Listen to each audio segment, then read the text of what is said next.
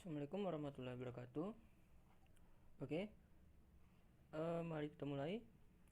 Sekarang kita belajar cara routing di Angular. Apa itu routing?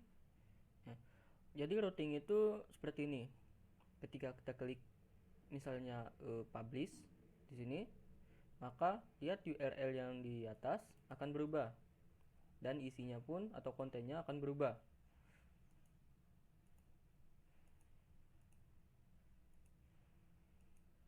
Berubah ya. Oke. Ketika saya klik ini berubah ya. Nah, ini juga berubah, konten berubah. Nah, itulah routing.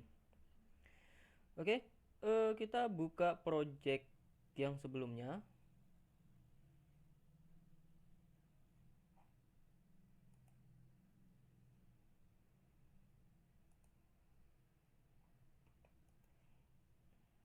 Sebelumnya kita sudah buat project ya untuk hmm,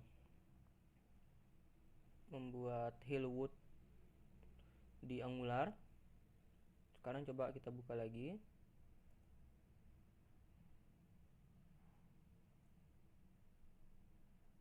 Belajar ya. Oke.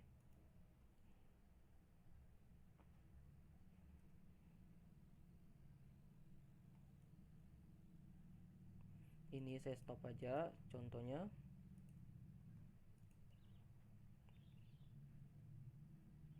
Close, close, close. Nah, sekarang kita coba cek Angularnya lagi. Apakah berjalan atau tidak.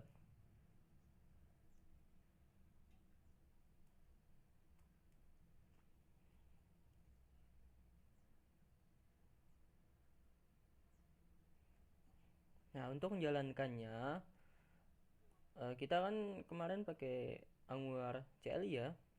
Jadi untuk menjalankannya, masuk ke foldernya, terus masuk ke terminal lewat terminal ya. Jadi di sini kita pakai belajar project. Kalau kita tampilkan maka akan tampil gitu. ES2 nih, E2 E2E ya. Untuk menjalankannya kita pakai perintah nge serve.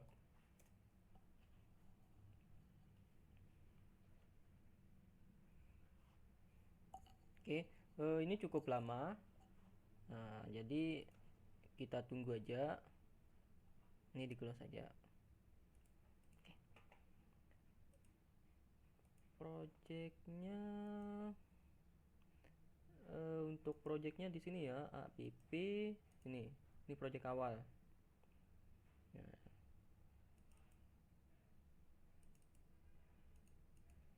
Hillwood ya, Hillwood.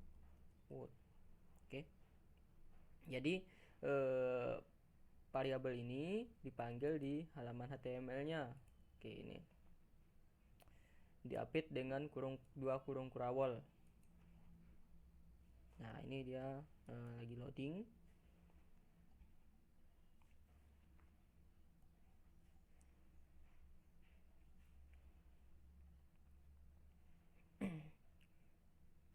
Nah, udah jalan. Dia jalan di port 4200 defaultnya. Artinya di sini kita ketik localhost 4200. Bentar. Nah, Hillwood. Oke. Selanjutnya kita buat sebuah link di sini, misalnya di sini list form detail. Oke. Sebelum itu kita buat dulu sebuah apa namanya? Masuk ke terminal, kita buat dulu sebuah komponen. Jadi kita masuk ke folder app. Di dalam folder app ini kita buat folder ya. Kita coba buka lagi. Belajar source app. Di sini kita buat komponen. Nah, untuk membuat komponen perintahnya adalah generate atau G, C untuk komponen, nama komponennya apa. Nah, kita di sini kita contohkan buat barang ya. Jadi nge-generate barang. Nanti nama komponennya barang. Kita mau nampilin ya, saya tambah aja list gitu ya. Sebagai contoh, list barang. Nge-generate komponen list barang. Nah, itu oke. Tapi sebelum itu kita buat folder dulu biar lebih rapi gitu kan.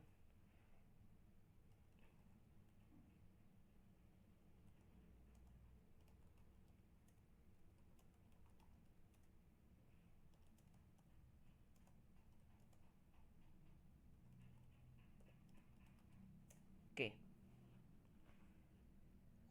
Nah, udah dibuat ya. Ini kan list. Selanjutnya kita buat detailnya. Nge sama generate komponen detail barang ya. Ingat jangan pakai spasi, kita pakai min di sini. Nanti dibaca dua perintah. Jadi kalau detail barang jadi satu perintah ya, karena perintah itu dipisahkan dengan spasi. Nge generate komponen pom barang. Oke. Nah, udah dibuat ya. Kita lihat. Nah, ada 3 nih. Ya. Selanjutnya kita buat routing. Untuk membuat routing, kita masuk ke source code-nya. Kita cek di indeksnya dulu. Ya. Base href-nya aktif ya. Oke.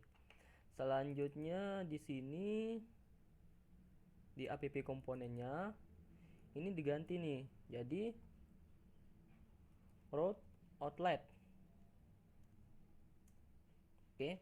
Nanti yang lain diisi di dalam sini. Jadi diisi di sini. Oke. Ini juga oke, gini aja. Nah, sebelum itu kita buat dulu linknya ya. Misalnya di sini button aja. Kita pakai button list gitu kan. Terus form detail. Oke, kita cek hasilnya seperti apa.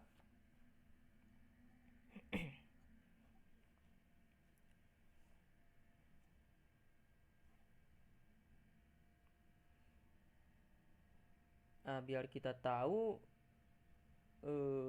dia salah atau tidak. Ini kan loadingnya lama nih. Biar kita tahu, kita cek dia berjalan atau kita hanya menunggu. Maka di sini kita masuk ke development tool, klik kanan, inspect. Oke. Di konsol ya. Cek nih error nih. Route outlet. Ya. Jadi kita kan tadi belum ya. Di sini kita pakai route outlet padahal kita belum mengaktifkan routingnya. Ya, hapus saja nih. Hapus dulu. Cek.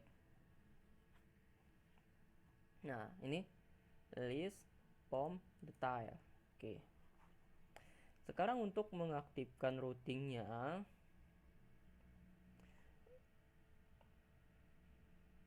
kita buat sebuah file baru di sini di dalam app ini.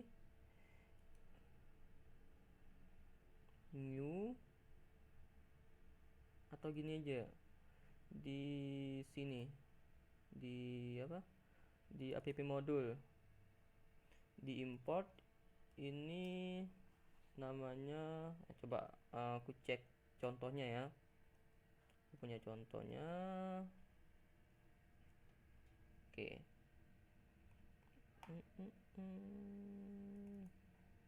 Nah, ini root modul dot for modul. Oke.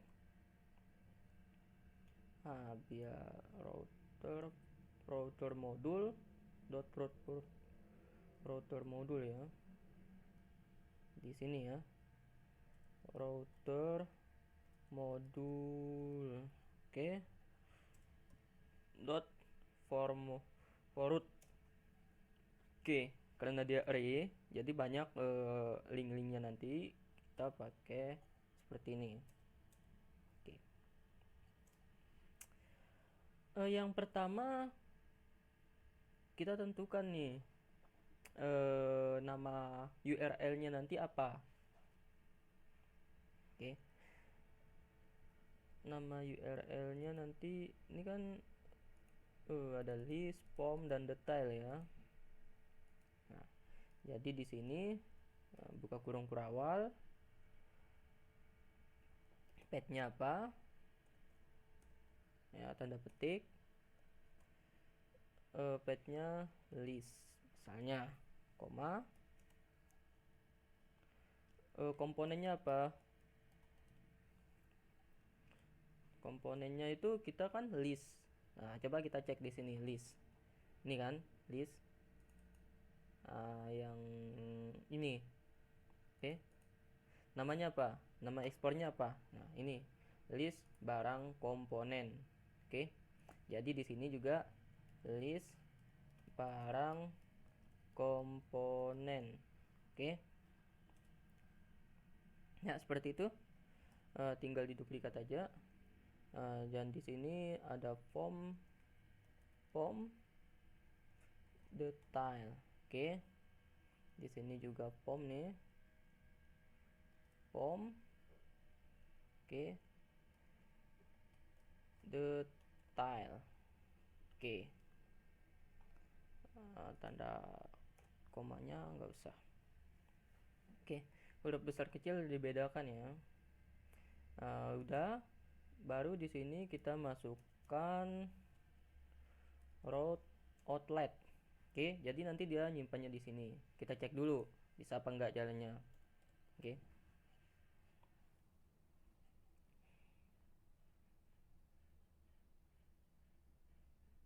Oke. Udah ya, nggak error lagi ya. Padahal route outletnya udah ada nih. Sekarang nggak error. Sekarang kita cek nih. List pom modul. Nah, kenapa nggak jadi jalan? Karena kita belum tentukan arahnya kemana. Oke, kita tentukan dulu buttonnya kemana nanti. Nah, jadi href apa? Route link. Ini router link aja ya, bukan router link aktif. Arahnya kemana? Arahnya ke list ya. Nah, kok bisa list? Nah, kita bisa lihat di sini list ya, list pom detail. Nah, cek nih root kan, jadi sama kayak gini nih. Nah, list pom detail. Oke. List di sini artinya sama nih, root link pom root link detail. Oke. Dihapus. Oke, kita cek. Nah, kita lihat ini. Kalau detail seharusnya nampil apa? Detail barang work. Kalau pom barang work, dan begitu pula dengan list ya.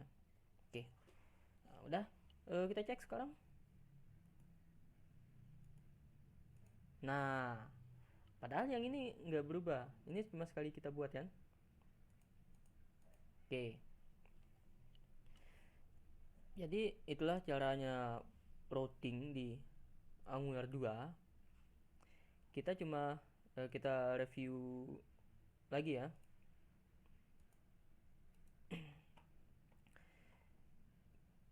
Sebelumnya kita kan buat ini komponen, ada 3 komponen yang kita buat. Selanjutnya kita nambahkan komponennya di app modul, di app inti. di rootnya ya. Nah, kita tambahkan ini, kita import root module for root, terus kita tambahkan path-nya dan komponennya.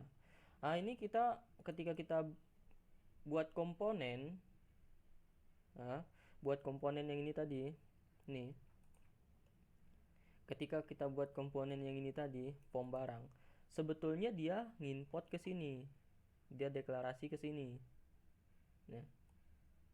Nah, kalau kita buat manual, maka ini manual akan kita import secara manual. Misalnya klik kanan, new TypeScript gitu kan.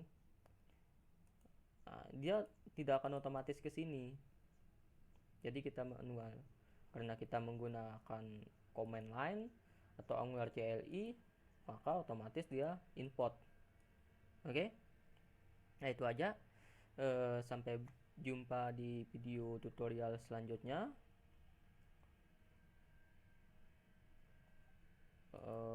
Assalamualaikum warahmatullahi wabarakatuh.